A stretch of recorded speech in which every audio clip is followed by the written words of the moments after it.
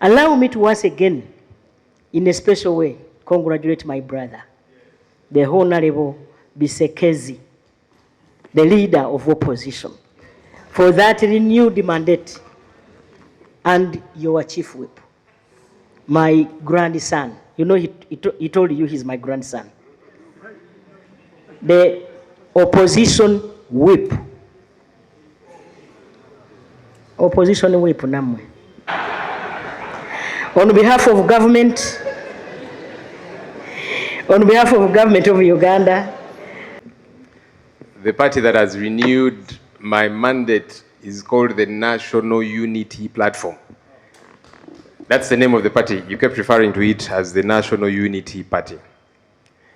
But I appreciate your interest in matters to do with my political party, sir. Actually, the letter refers to it as the party. It is a party. Okay. Yes, it is a political party.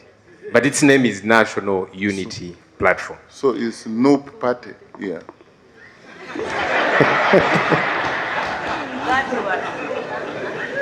Mr. Speaker, again, to comfort you and the honorable colleagues, really I'm not here to oppose anything and everything. No. My duty and the duty of colleagues on this side is to keep the government in check. That's our duty. And I invite colleagues to join us in doing this duty, doing the same, executing this mandate. Because keeping the government in check is for the good of each one of us. Honorable Speaker, I'm sure one of these days you will have a day when members will raise matters of national importance. They will tell you about the poor roads in their areas. They will tell you about, government officials stealing money that is supposed to trickle down to their people. They'll tell you about bad hospitals. They'll tell you about all these many different things. So as we keep government in check, it's for the good of all of us, and we shall happily continue to do it.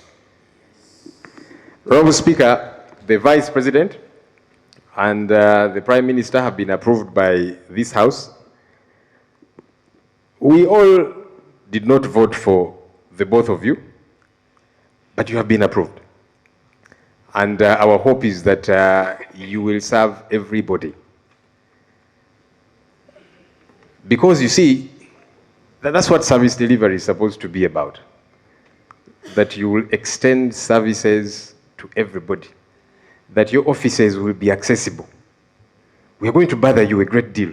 Please get ready. Whether it be knocking at your offices, whether it be here on the floor, we shall not come at your home. She has said, at home, no, we shall not come. But here in the Parliament.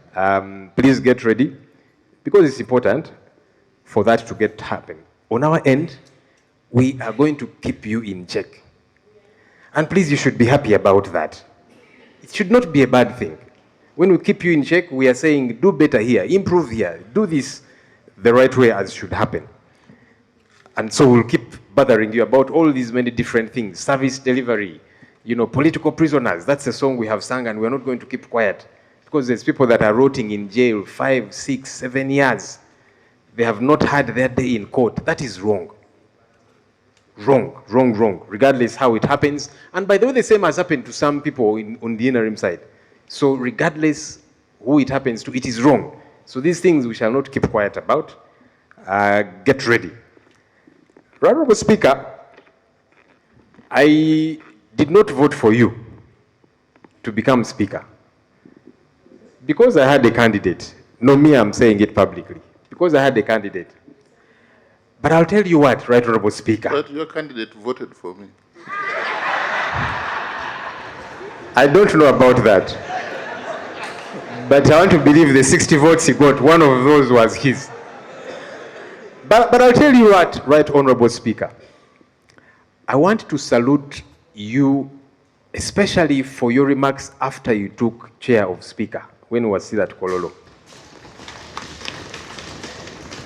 I, for that moment, felt at ease. I hope I'll continue to feel that way. And here is why I felt at ease. Your speech had 3 critical elements that excited me.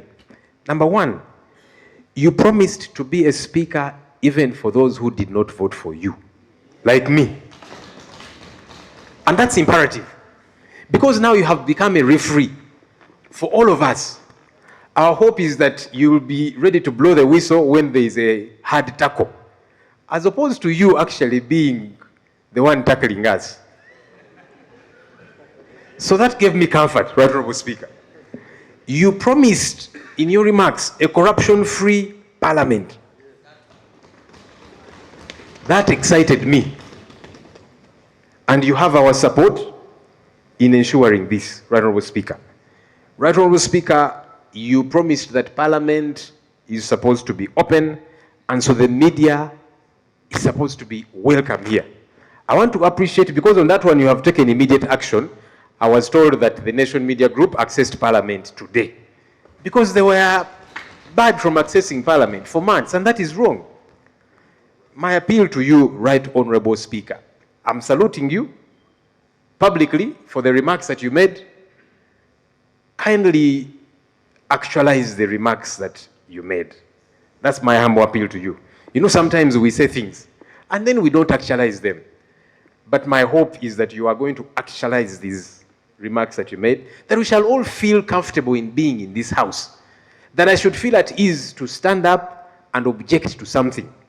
And I know I'm not going to be vilified. And by me, I mean several colleagues, that nobody is going to be vilified for having that school of thought. That's why we are all here. We all have different schools of thought. Honorable Speaker, I have been leader of the opposition for 2.5 years, in the 11th Parliament.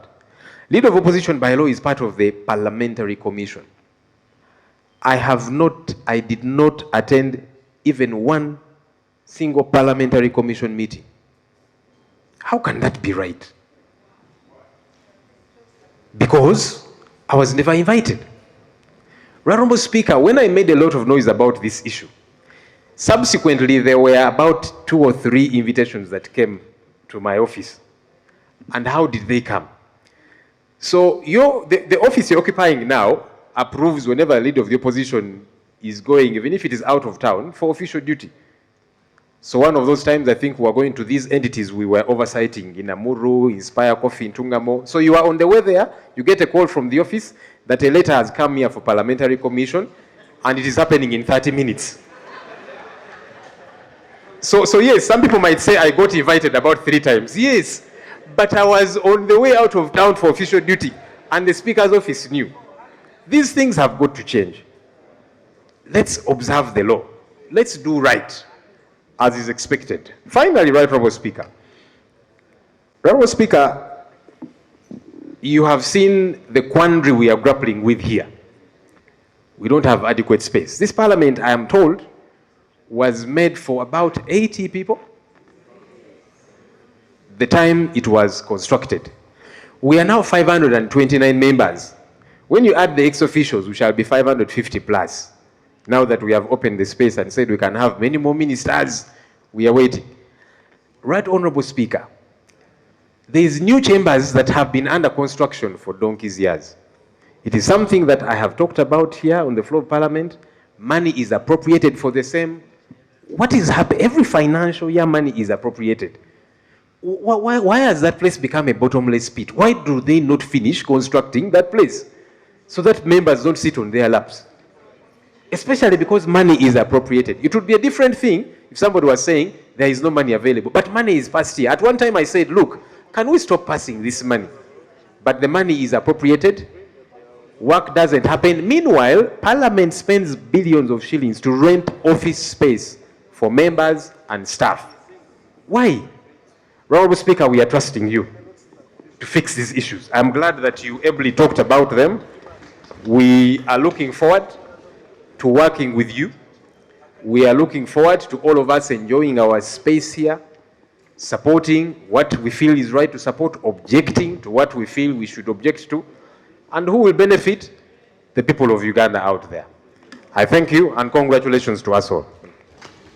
Conclude at this point, but it is good to talk over these things. The Parliamentary Commission, to have this Parliament work, we have to start by having a functional Parliamentary Commission. And then we have the committee's work. The work has started today. Within 2 weeks, the clerk will give me the status report on that building and what needs to be done and when it's going to be completed, and I'll report here. So the business committee has to work. We are going to do what they call resetting the factory default. Thank you very much. But before, Honorable Kasaja, Matthias Kasaja, just stand up and we recognize 82 years today. You will do 100. You will do 100. Happy birthday.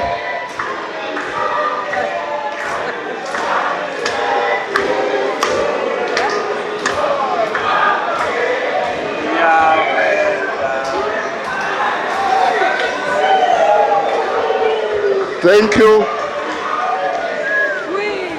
Our best wishes, many more returns.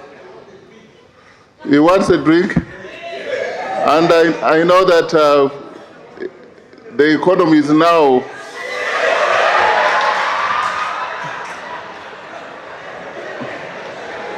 so the House is adjourned to 4th June at 4th of June at 2 p.m. at Kololo. House adjourned.